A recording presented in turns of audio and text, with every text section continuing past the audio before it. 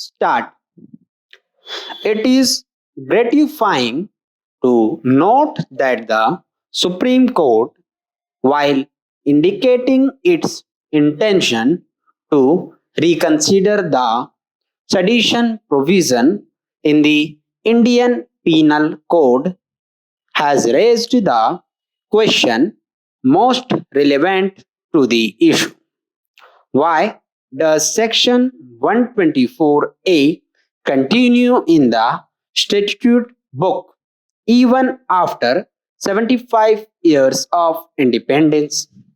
Chief Justice N.V. Ramanna has also pointed to the rampant misuse of the section by the police across the country and reminded the government that it was a legal provision that the colonial regime had used to suppress the freedom movement. The issues flagged by the Chief Justice of India may set the tone for what would be a comprehensive reconsideration of a section that has been frequently and wrongfully used, especially in the last few years, to suppress dissent, criminalize strident political criticism, and taunt opponents with the tag of being anti national. Even though it is often argued that the misuse of a law alone does not render it invalid, there is a special case to strike down Section 124A because of its inherent potential for misuse. There is a pattern of behavior among all regimes that indicate a proclivity to invoke it without examining its applicability to the facts of any cases.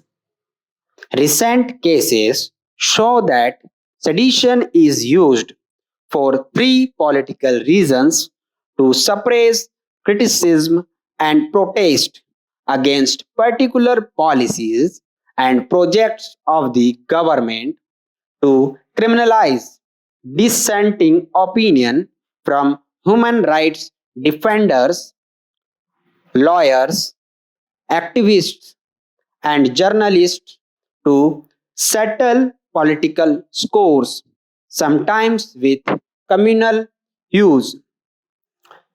It is not to be forgotten that the section was upheld in 1962 by a constitution bench, mainly by reading down the import of the terms, bringing into hatred or contempt, or to create disaffection towards the government established by law, and limit its scope to only those instances of speech or writing that show a pernicious tendency to create public disorder. Without this attenuated interpretation, the restriction imposed on free speech by Section 124A would have been declared unconstitutional. The court is now seized of several cases that seek a reconsideration of the 1962 verdict, citing more recent judgments expanding the scope of fundamental rights and doctrines that have been subsequently evolved.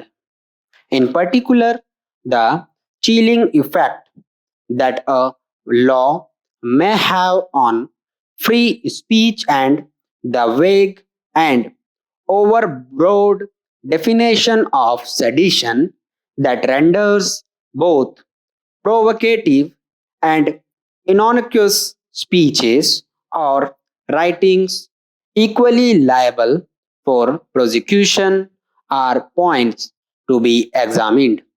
In 2016, the government itself admitted in Parliament that the definition of sedition is too wide and requires reconsideration.